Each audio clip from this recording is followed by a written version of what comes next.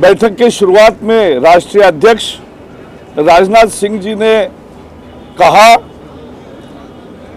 कि हम पूरे आत्मविश्वास से चुनाव का सामना करेंगे और 272 सीटों से ज्यादा सीटें पाने का खुद के बलबूते पर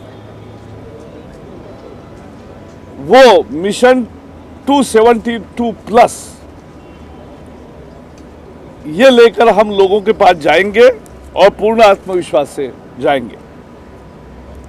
उन्होंने अर्थव्यवस्था का जिक्र किया कि जिसमें महंगाई से लोग परेशान है, प्याज रुला रहा है,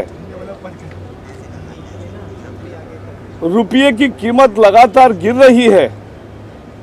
जो 1947 में 1 रुपये का $1 होता था, आज 62 रुपये का $1 हो गया। तो ये कांग्रेस सरकार के अर्थनीति की विफलता है, अर्थशास्त्री प्रधानमंत्री की विफलता है। आज निवेशकों का विश्वास टूट चुका है, बेरोजगारी बढ़ रही है और इन सब का सामना करने में सरकार विफल रही है। और इसलिए ऐसे में कैपिटल कंट्रोल जैसी बात सरकार ने की है जो बिल्कुल ही गलत है। ऐसे मौकों पर ऐसी उल्टी रिग्रेसिव बात नहीं करनी चाहिए थी। उन्होंने सरकार को पाकिस्तान के संदर्भ में जो रवैया अपनाया है उसके बारे में भी आड़े हाथों लिया, क्योंकि पाकिस्तान लगातार पिछले 10 दिनों में 18 बार उन्होंने सीज फायर का वायलेशन किया है, हमारे सैनिकों पर धावा बोला है, अलगाववादियों को सारी वो मदद करते हैं और घुसपैठियों को फायर कवर देते हैं। तो इस सब का जिक्र करते हुए पाकिस्तान को जो दो टूक बात करनी चाहिए थी वो करने में सरकार विफल रही। और इसलिए जब तक पाकिस्तान फिर से ये नहीं कहता कि हमारे भूमिका आतंकवाद के लिए, भारत के विरोध में आतंकवाद के लिए उपयोग होने नहीं देंगे, और ये सब वारदातें जब तक पाकिस्तान रोकता नहीं, तब तक पाकिस्तान के साथ बात करने का कोई औचित्य नहीं, बात नहीं करनी चाहिए। ये भी राजनाथ जी ने आज कहा। एक उन्होंने ये जिक्र किया कि ये सरकार इकोनॉमिक सिक्योरिटी नहीं दे सकी, आर्थिक सुरक्षा नहीं दे सकी, आंतरिक सुरक्षा नहीं दे सकी, बाह्य सुरक्षा नहीं दे सकी, केवल खुद की राजनीतिक सुरक्षा के लिए ही वो काम करती है, बाकी कुछ नहीं करती। और इसलिए राजनाथ जी ने मुख्यतः ये बातों को जिक्र किया। और इस परिपृष्ठ में आज चर्चा शुरू हुई। फिर मोदी जी ने, जो हमारे प्रचार अभियान समिति के प्रमुख हैं, नरेंद्र मोदी जी ने प्रचार के संदर्भ में और जो पूरा अभियान चलने वाला है उसके संदर्भ में बात कही। उन्होंने ये कहा कि पूरा माहौल कांग्रेस के खिलाफ है, देश कांग्रेस को सत्ता से बेदखल करना चाहता है और बीजेपी ही एकमात्र विकल्प उनके सामने आता है। उस जनता तक पहुंचकर उनको पोलिंग बूथ तक लाने का काम हमें करना है प्रभावी तरीके से। और ये एक चुनौती होती है हर चुनाव। इस चुनौती को हम अवसर में बदलेंगे। आखिर संगठन और कार्यकर्ता ही माहौल को विजय में बदलता है और इसलिए संगठन और कार्यकर्ता के आधार पे संगठनात्मक पहलुओं में और सुधार करके उसको मजबूत बनाकर जनाधार का विस्तार करके और समाज के सभी वर्गों को साथ लेकर और सबको जोड़कर आगे बढ़ने के लिए क्या क्या उपाय करने चाहिए, यही मुख्य मुद्दा है और इसी की आज पूरी फिर चर्चा शुरू हुई है। उन्होंने ये भी कहा कि बूथ कमेटी से लेकर राज्य की पूरे प्रचार अभियान और देश का प्रचार अभियान की भी जो विभिन्न 20 कमेटियां बनी है, उसका काम और तेजी से चले और इसके द्वारा हम विभिन्न वर्गों तक बहुत सटीकता से पहुंचे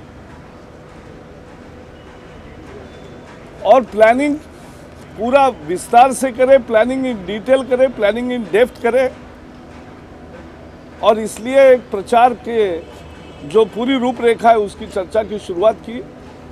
उसके बाद एक चर्चा शुरू हुई है, हर प्रदेश अपनी इस तैयारी की स्थिति क्या है ये बता रहा है। आडवाणी जी का मार्गदर्शन समापन सत्र में होगा।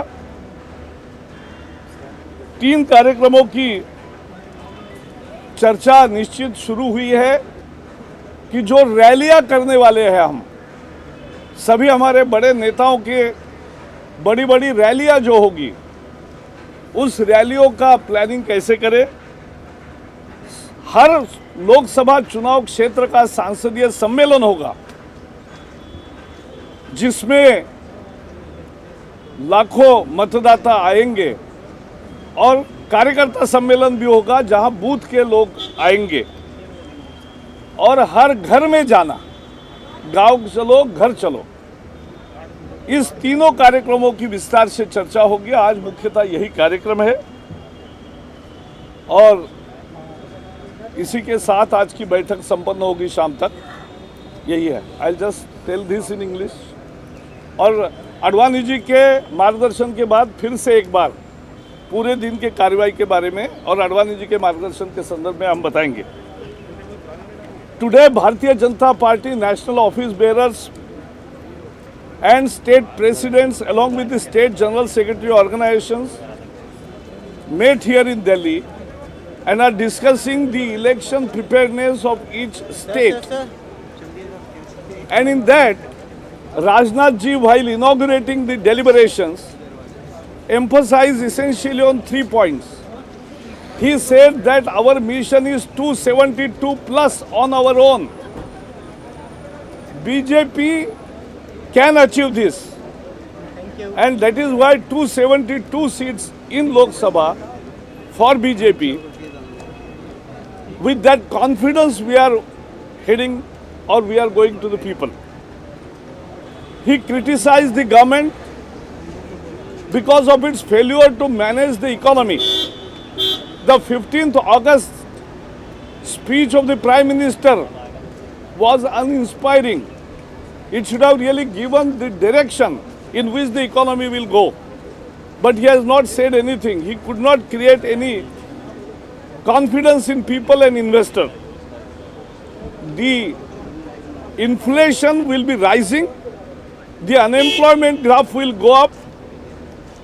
The current account deficit is also likely to go up. Rupee price is falling faster. And on such a backdrop, the government has taken a regressive step of announcing capital controls. So it is going in the mindset of 1980s. And that's why this economist prime minister has failed to manage the economy. He also criticized government's policy towards Pakistan. Pakistan is engaged into continuous cross-border violations, ceasefire violations 18 times during last 10 days. And it is also involved in giving cover, firing cover to the infiltration attempts. It is also allowing terrorists to work on the borders and in India. And at the same time, it is helping the separatists. They are ambushing our troops. So, taking this into account, government must clear message. He demanded that till Pakistan abjures terror activities and stops supporting terror activities from their land and gives that kind of declaration again, India should not hold any talks with Pakistan. He also said that the Congress politics is about not securing economically India. They are not thinking in terms of economic security or internal security or even external security. What they are worried about is their own political security. And that's we criticize. On that backdrop, we started deliberations, and our campaign chief, Narendra Modi, he said that the whole atmosphere in the country is against the Congress. And on this backdrop, we must reach to the people and every voter so effectively that the political benefit and the mission, as our president has marked 272 plus, that can be achieved. And towards that end, we need to take all sections of society along.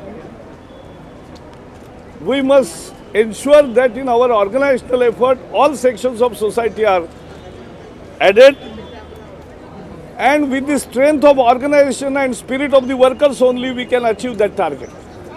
And therefore, we have to strengthen the organization, must plan in details and in depth.